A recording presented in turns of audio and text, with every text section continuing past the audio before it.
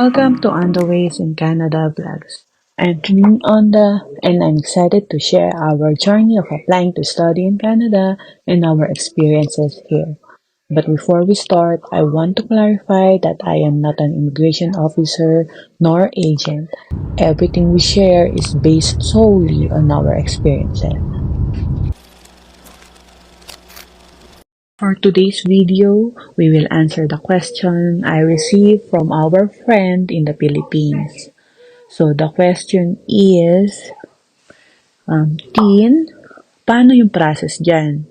Nagtatanong mare mo, how much nagastos nyo to be there? Thank you!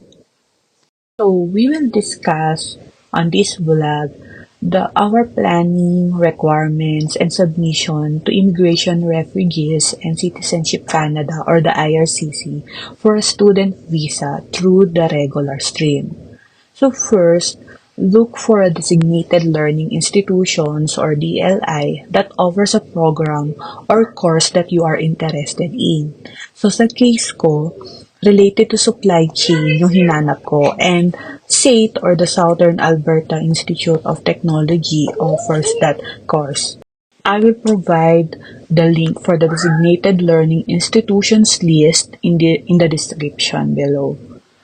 So the requirements to secure the letter of offer and letter of acceptance from the DLI are the following. First, proof of identification such as passport, birth certificate, and marriage certificate if applicable. Second, English test or medium of instruction. So, depende to sa institution na applyan nyo kung i-require nila kayo ng IELTS or the CELTIP. Then, diploma and transcript of records.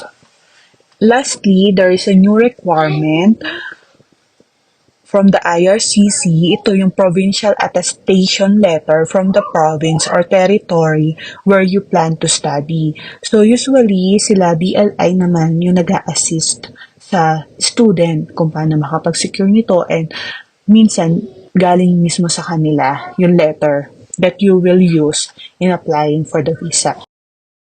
The second requirement is the proof of funds. So you have to prove that you have enough money to pay for your tuition fees, plus living expenses for yourself and any family members who come with you to Canada, and also the return airfare ticket for yourself and your family. I have here the comparison tables for the proof of funds of the old requirement or before January 1, 2024 and the new requirement effective January 1, 2024. So, nung nag-apply kami last year, the requirement for the student is at least 10,000 Canadian dollar plus 4,000 for the first family member and 3,000 every additional accompanying family member. But for the new requirement, shows na na-double yung proof of funds requirement. For the student, minimum of 20,635 Canadian dollar and additional 5,000 plus for the family member.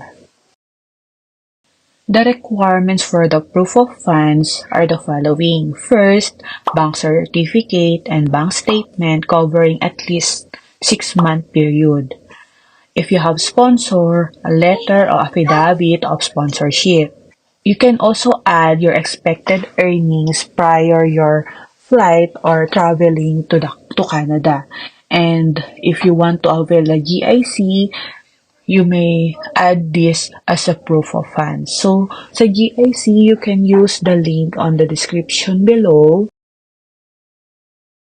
Another requirement is a police clearance. So, you have to secure an NBI clearance for Filipino applicants. So, please note that this is valid for only 6 months. So, you have to strategize kung kailan mo siya kukuhanin. Kapag kumpleto na ba yung other documents or kung malapit mo na makumpleto. Next is the medical examination. You must complete and pass the medical examination required by IRCC. So there are 2 options for this. First, the upfront medical examination. So ito yung magpapa-examine ka na before ka pa mag-submit na application. So, magiging kasama na siya sa mga documents mo isasubmit online. And the second option is the medical examination after you have filed your application with IRCC. So, aantayin mo mismo yung request sa kanila na mag-exam ka na. So, usually, kapag ka gano'n, na meron letter from IRCC, meron pong deadline. So, minsan 30 or 60. I'm not sure kasi ang in-avail namin nun or ginawa namin is the first option, which is the front medical examination. Lastly, but most importantly, is the statement of purpose. A letter explaining to an officer your purpose and demonstrating that you will leave Canada when your study permit expires. So, kasi wala naman ng interview with an officer. So, lahat ng gusto mong sabihin, lahat ng gusto mong patunayan kung bakit karapat-dapat dito sa visa na to, kailangan mo nang i-state on this letter.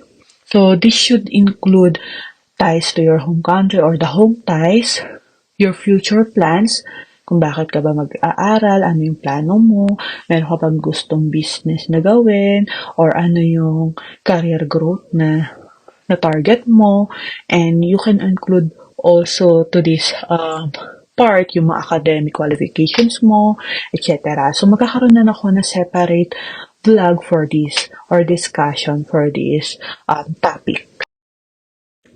So, once you have all the requirements I mentioned earlier, you can now proceed with the application. So, just visit the IRCC website and create an account in GIC portal and upload all the requirements. Here is the table for the permit and visa fees. Just visit the IRCC website for the updated process, requirements, and payment fees. Again, the process and requirements I mentioned are related to the study permit application, but they may vary depending on the situation. Additional requirements are needed if you plan to travel with your dependent spouse and children. Once again, I am not an immigration officer nor agent. Everything we share is based solely on our experiences.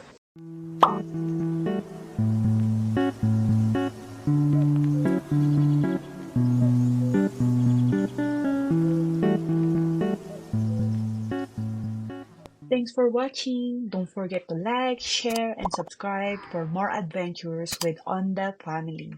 Until next time, stay curious and keep exploring. Bye-bye!